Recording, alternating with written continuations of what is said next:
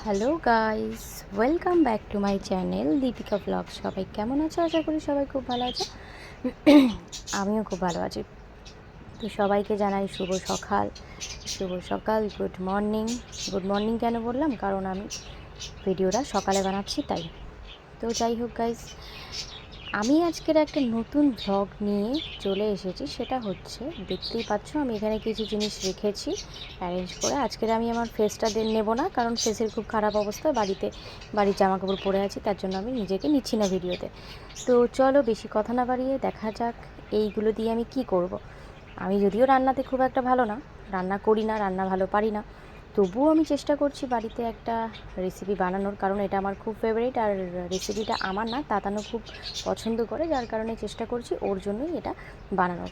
তো আমি খুব সুন্দর করে কাটতে পারি না যদিও। তো এখানে পেঁয়াজ কুচি নিয়ে নিয়েছি, পেঁয়াজটাকে দুটো পেঁয়াজ কুচি করে রেখেছি, এখানে টমেটো কুচি, এখানে কাঁচা লঙ্কা কুচি, তিনটে কাঁচা লঙ্কা নিয়ে নিয়েছি, এখানে রসুনটাকে থেতলে রেখে দিয়েছি। আর এখানে হচ্ছে সবথেকে বেশি যেটা মানে মেনলি দরকার, মেন পার্ট যেটা, সেটা হচ্ছে চিংড়ি মাছ। চিংড়ি মাছটাকে নুন হলুদ মাখিয়ে আগে ডিপ ফ্রিজে রাখা ছিল, ওই জন্য উপরে সাদা সাদা বরফ পড়ে গেছে। কেউ ভেবো না আবার এটা নোংরা বা পচে গেছে, ঠিক আছে? তো নুন হলুদ মাখিয়ে রাখা চিংড়িটাকে ফ্রিজ থেকে বার করে নিলাম। এটাকে আমি খুব একটা বরফ ছাড়িনি, এটাকে দিয়ে এই এই জিনিসগুলো দিয়ে, আর এখানে কাট করা কিছু আলু আছে, দেখো এই রকম সাইজের আলু কেটেছি। মানে বললাম না আমার কাটা সবজি কাটা বা রান্না করার অবস্থা খুবই খারাপ গাইস, ঠিক আছে?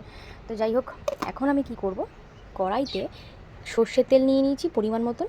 এবার দেখো, প্রথমে আমি চিংড়ি মাছটাকে হালকা করে একটু সাঁতলে নেবো, সাঁতলে নিয়ে এটা আমি বাটিতে তুলে নেবো, তারপরে ভিডিওটা দেখতে থাকো। আর এই রেসিপিটা কারা কারা খেয়েছো সেটা আমাকে অবশ্যই কমেন্ট করে জানাবে। কম বেশি সবার বাড়িতেই হয় এই রেসিপিটা, তো আমি শেয়ার করলাম আমার মতনভাবে। তো তোমরা যদি কেউ খেয়ে থাকো তো অবশ্যই কমেন্ট করে জানিও, আর কার কার বাড়িতে হয়েছে সেটাও আমাকে জানিও, কে কীভাবে বানাও সেটাও আমাকে জানিও। চলো গাইস, দেখতে থাকো। তেলটা দেখো খুব ভালো করে গরম করে নিয়েছি, এবার আমি চিংড়ি মাছটাকে ছেড়ে দেবো। দেখতেই পাচ্ছি এখনও বরফটা ছাড়েনি, দেখো এখানে তোমাদের 200 গ্রামের মতন চিংড়ি মাছ আছে। তো অনেকটাই আমার সাতলানো হয়ে গেছে, এর থেকে বেশি সাতলানো যাবে না, তাহলে কী বলতো তলাটা ধরে যাবে আর কোনো চিংড়ি টেস্ট থাকবে না। এবার আমি তুলে নেবো চিংড়িটা। তো দেখো চিংড়িটাকে আমি হালকা সাঁতলিয়ে তুলে রেখেছি, আর তেলটা সমেতই তুলবো, তবে কী বলো তো টেস্টটা আরও ভালো হবে। আর এখানে আমি আবার কড়াইতে একটু তেল দিয়ে দিয়েছি, হ্যাঁ পরিমাণে একটু বেশিই লাগবে, কারণ এটা হচ্ছে তোমার চিংড়িটাকে আলু দিয়ে যখন করবে মাখা মাখা একটা কারি টাইপের হবে, মানে চিংড়ি কারি আর কি, কারি টাইপের হবে। তো আমি এখানে আলু অ্যাড করবো যেহেতু, যার জন্য একটু তেলটা বেশি লাগবে। আর একটু তেল তেল বেরোলে খেতে খুবই ভালো লাগে। আর চিংড়ি মাছ তো আমাদের সবারই প্রিয় কম বেশি। তো আমার মতন যারা যারা এত ভালো রান্না করতে পারো তারাও কম বেশি ভিডিও ছেড়ো, আমিও দেখবো তোমাদের থেকে যদি কিছু শেখা যায়। না না, কথাটা আমি ব্যঙ্গ করে বললাম, আমি কিন্তু খুব ভালো রান্না করতে পারি না, তোমাদেরকে আগেও বললাম, একদমই জঘন্য আমার হাতের রান্না। তো এই রেসিপিটা হয়তো তোমাদের হাতে আরও বেটার হবে, কিন্তু আমার হাতে জানি না কতটা ভালো হবে, কিন্তু আমার ভালো লাগে। মা যখন করে দেয় আমার খেতে খুব ভালো লাগে, মায়ের হাতের রান্না আমার খুবই ভালো লাগে। তো আমি খুব একটা যদিও ভালো পাই না, কিন্তু আজকে আমি ট্রাই করছি। তো চলো, তেলটা গরম হয়ে গেছে, এবার আমি দিয়ে দেবো পেঁয়াজ কুচি। দেখো গাইস, পেঁয়াজটাকে হালকা করে একটু লালচে লালচে করে ভেজে নেবো। হ্যাঁ, আর পেঁয়াজটা ভাজার সময় অবশ্যই একটুখানি 1 চিমটে নুন দিয়ে দিও, কারণ পেঁয়াজটা তাহলে আরও ভালো তাড়াতাড়ি ভাজা হয়ে যাবে। দেখো আমি দিয়ে দিলাম এই 1 চিমটি নুন। তাতে কী হবে, পেঁয়াজ তাড়াতাড়ি ভাজা হয়ে যাবে। মানে পেঁয়াজটা কী বলো তো, টাইম লাগবে না, তাড়াতাড়ি হয়ে যাবে। তো হয়ে গেল। এবার পেঁয়াজটাকে হালকা ভাজতে ভাজতেই আমাদেরকে দিয়ে দিতে হবে থেতলে রাখা রসুনটা দিয়ে দেবে। জানি না আমার ভয়েসটা কতটা তোমরা শুনতে পারবে, কারণ আমি কোনো স্পিকার নিয়ে কথা বলিনি, আমি নর্মাল ফোনেই ভিডিওটা বানাচ্ছি, কোনো স্পিকার নেই, যার কারণে হয়তো আস্তে সাউন্ড হতে পারে। তো দেখো আমি এটা থেতলে রাখা রসুনটা দিয়ে দিলাম। এবার আমি রেড চিলি মানে লাল লঙ্কা দিয়ে দিলাম।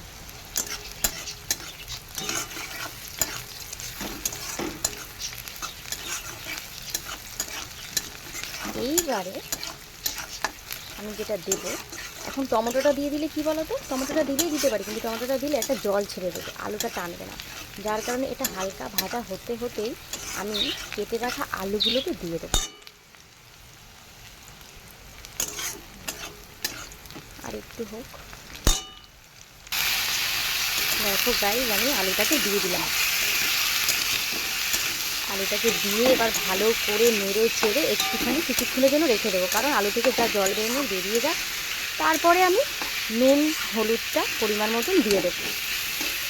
এখানে নুন আর হলুদটাই মশলার ভিতরে নুন আর হলুদটাই যাবে, আর কিচ্ছু না। কারণ আর কিছু দিলে চিংড়ির যে ফ্লেভারটা সেটা পাওয়া যাবে না, যার কারণে আমি আলুটাকে একটু ভেজে নেব।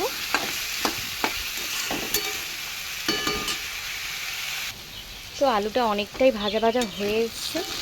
আর এবার আমি যতক্ষণ না নুন দেবো ততক্ষণ তো আলুটা কাঁচা থাকবে, সিদ্ধ হবে না। তো যার কারণে আমি পরিমাণ মতন নুনটা দিয়ে দেবো।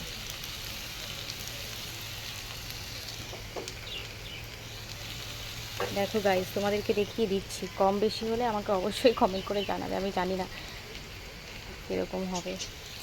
হলুদ দিয়ে দিলাম,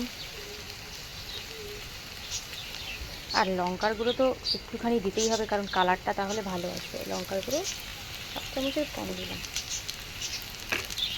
এবার এটাকে ভালো করে নেড়ে নেব। এবার যখনই আমি নুনটা দিলাম, এবার আলুটা খুব তাড়াতাড়ি সিদ্ধ হয়ে যাবে আর বেশ তাড়াতাড়ি হয়ে আসবে। আলু থেকে তো জল ছেড়ে দেবে, দেখো।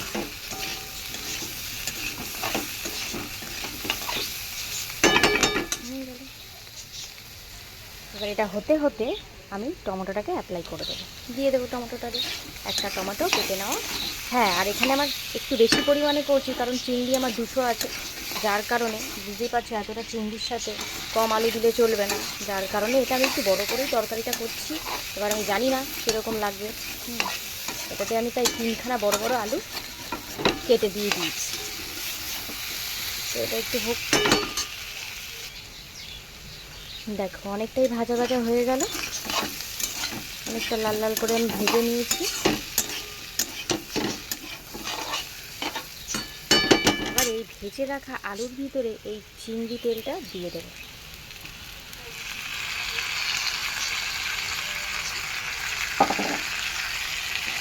এবার এটাকে ভালো করে ম্যারিনেট করে নেব।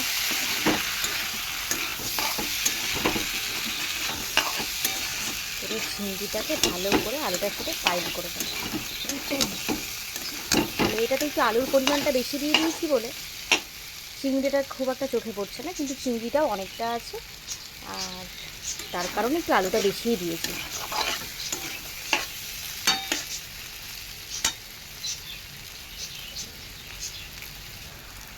দেখো অনেকটাই ভাজা ভাজা হয়ে গেছে। এবার আমি একটু স্বাদ মতন চিনি দিয়ে দেবো, কারণ চিনিটা এখানে মাস্ট। হ্যাঁ, এবার অনেকে চিনি মিষ্টি খায় না, তারা ঝাল ঝাল করে খায়। আমরা একটু মিষ্টি মিষ্টি খাওয়া পছন্দ করি, যার কারণে আমরা 1/2 চামচ এখানে চিনিটা অ্যাড করে নিলাম। এবার এটাকে ভালো করে নাড়িয়ে চাড়িয়ে নামিয়ে দেবো। একটা হালকা তেল বেরোবে, দেখবে খেয়ে কতটা টেস্টি হয়েছে বা কতটা ভালো লাগে। চিনিটা দিলে না একটা খুব ভালো ফ্লেভার হয়, প্লাস টেস্টটাও পুরো অন্যরকম হয়। একটু মিষ্টি মিষ্টি করলে বেশ ভালো লাগে।